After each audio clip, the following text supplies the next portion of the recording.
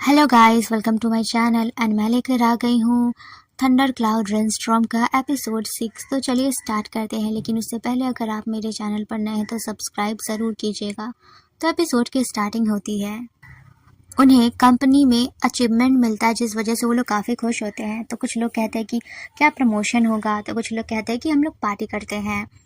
और तभी जो दूसरा बॉस होता है वो जोंग हाना को देख करके कहता है कि हाँ, मैंने सुना है कि तुम्हारा वो कज़न है ना, तो तुम उसे भी पार्टी में लेकर आना, हम सब साथ में एंजॉय करेंगे। और बाकी जो लोग होते हैं वो सभी चले जाते हैं। तभी वो दोनों लड़कियां जो होती हैं वो जोंग हाना से सवाल करती है कि वैसे आज लीजो काम पर क्यों नहीं आया। जोंग हाना कहता है कि क्या लीजो काम पर नहीं आया।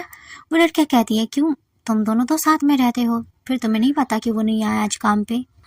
और तभी जोंग हाना उस कैफ़े में जा रहा होता है उसे पूछने के लिए, लेकिन तभी वहाँ पर लीजो का भाई आ जाता है और जोंग हाना उसे देख करके गुस्सा करते हुए कहता है कि तुम यहाँ पर क्या कर रहे हो। तभी उसका भाई कहता है कि मैं तो अपने अंकल से मिलने आया हूँ। और फिर वो कहता है कि क्या तुम अभी भी उस लीजो के साथ रहते हो, वैसे मैंने सुना है कि वो यहीं पर काम करता है। जोंग हाना कहता है मुझे नहीं पता, और इतना बोल करके वो चला जाता है। उसके जाते ही ये भी नीचे उतरता है। तभी उसका बॉस वहाँ पर आ जाता है और उसे देख करके ये कंफ्यूज हो जाता है। और तभी उसका बॉस उससे कहता है कि लीजो को परेशान करना बंद करो और हाँ, उससे दूर ही रहना। तभी उसका भाई कहता है कि क्यों, क्या हुआ, क्या तुम अब उसके नए लवर हो? तुम सब सच में उस लीजो के पीछे पागल हो चुके हो। और स्टूपिड बोल करके वो वहाँ से निकल जाता है। उसके बाद हम देखते हैं कि जोंग हाना हॉस्पिटल में उसी डॉक्टर से मिल रहा होता है जिससे लीजो का इलाज हुआ था। और वो उससे कहता है कि क्या वो यहाँ पर टेस्ट करवाने आया था। और वो उससे कहते हैं कि क्या वो उस ऑपरेशन की वजह से। डॉक्टर कहता है कि नहीं, ये कोई और बात है। और वो उसे देख रहा होता है और कहता है कि अब बताओ भी मुझे कि क्या बात है। और उसके बाद हम देखते हैं लीजो और जोंग हाना दोनों कार में बैठे होते हैं। लीजो कहता है आई एम सॉरी, मैंने तुम्हें बताया नहीं, पर नेक्स्ट टाइम से बता दूंगा। और तभी जोंग हाना फ्लैशबैक में सोचने लगता है कि डॉक्टर ने उसे क्या कहा था।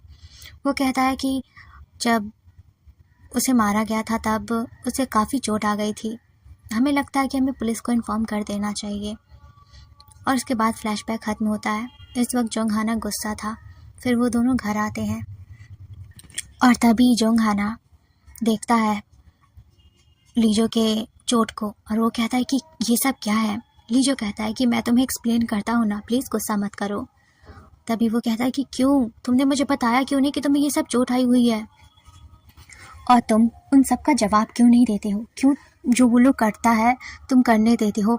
ये सुन करके लीजो कहता है कि मैं क्या करूं, वो अपने डैड से बहुत प्यार करता था और उसका डैड अब नहीं रहा इस दुनिया में, तो उसे लगता है कि मेरी वजह से ये सब हुआ, वो गिल्ट में है।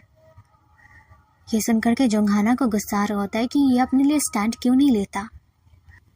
और तभी जोंग हाना उससे सवाल करता है कि मैं तो तुम्हारा पार्टनर हूँ ना, तुम मुझसे सब कुछ बता सकते थे, लेकिन नहीं, मुझे ये सब दूसरों से पता चल रही है।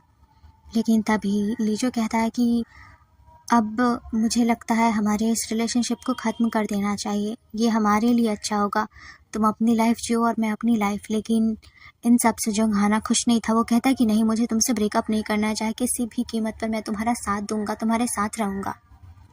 जोंग हाना कहता है कि तुम क्या मेरे बारे में एक बार भी नहीं सोच सकते? पता है जब ये सब मुझे पता चला तो मुझे कितना दर्द हो रहा था, तुम मुझसे बताते भी नहीं हो, क्या मैं तुम्हारा अपना नहीं हूँ? और फिर वो दोनों यहाँ पर इमोशनल हो जाते हैं। लीजो उसकी हालत समझ रहा था, अगर वो उसकी जगह होता तो वो भी यही चाहता, लेकिन लीजो भी जोंग हाना को और परेशान नहीं करना चाहता था, और इसलिए वो उससे रिक्वेस्ट करता है कि प्लीज़ वो लोग अब ब्रेकअप कर लें। एंड फिर दोनों वहाँ से अलग हो जाते हैं।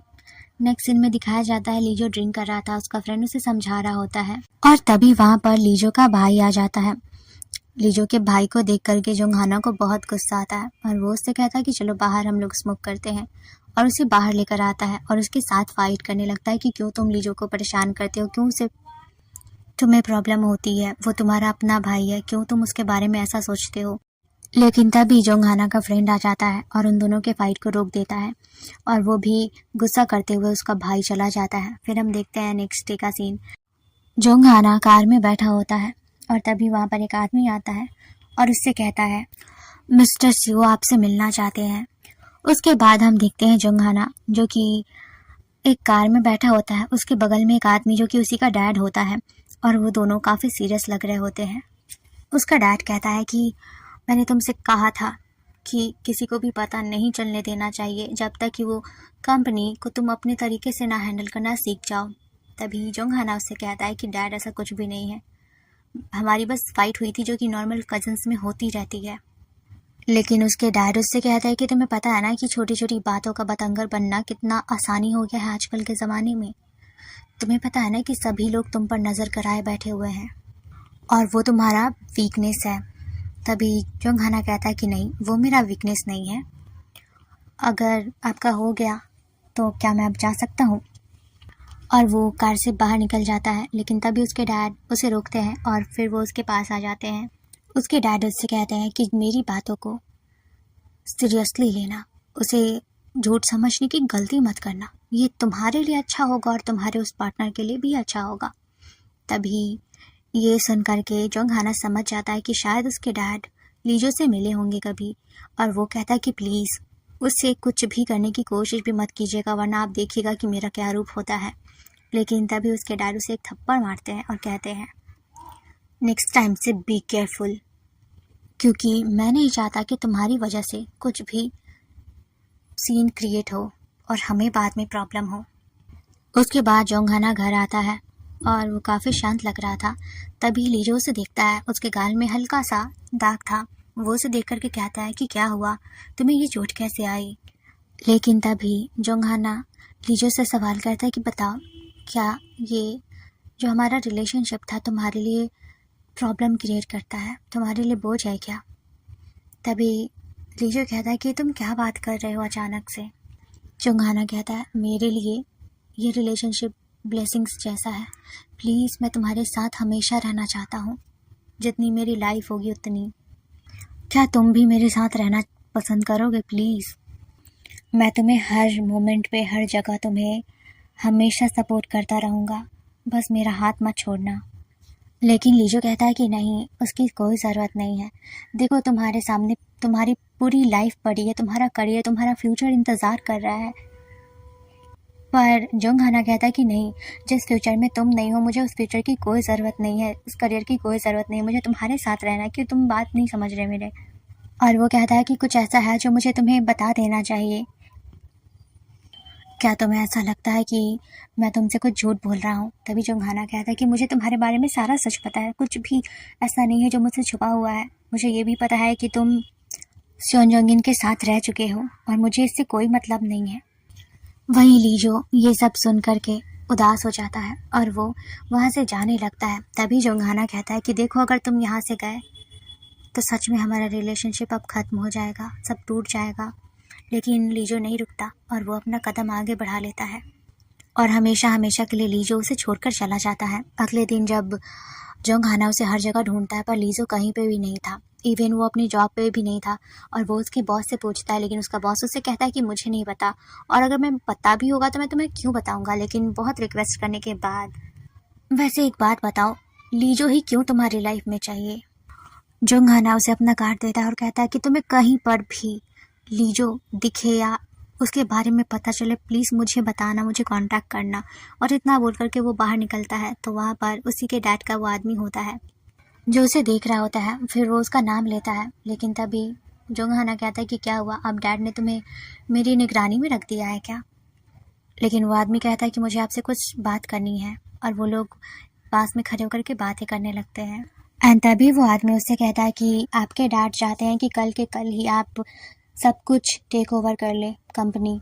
और ये सुनने के बाद और लीजो की बातों को याद करता है कि लीजो ने कहा था कि तुम्हारा फ्यूचर इंतज़ार कर रहा है, और अब उसे पूरा यकीन हो जाता है कि उसके डैड और ये आदमी सभी लीजो से मिल चुके हैं और उन लोगों ने ही लीजो से ये बात कहवाई होगी, और उनका ब्रेकअप का सबसे बड़ा रीज़न और कोई नहीं बल्कि उसके डैड होंगे।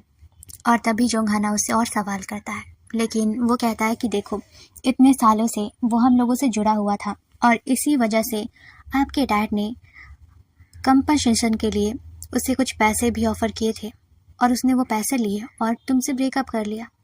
लेकिन ये सुनने के बाद जोंगहाना कहता है कि नहीं, उसे ये बात तो पता थी कि अगर मैं सीईओ बनूंगा तो सारा प्रॉपर्टी मेरे नाम होगी, तो फिर वो उस छोटे से पैसे के लिए मुझे नहीं छोड़ने वाला। कुछ और बात है, तुम लोग बता नहीं रहे हो, बताओ मुझे।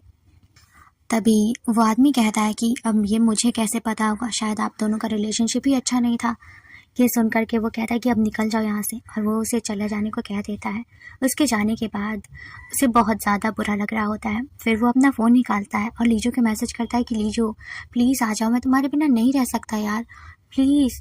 और वो उससे माफ़ी मांगने लगता है और ये एपिसोड यहीं पे ख़त्म होता है। तो आई होप आप लोगों को मेरा एक्सप्लेन करना अच्छा लगा हो। तो मिलते हैं नेक्स्ट एपिसोड में, बाय बाय।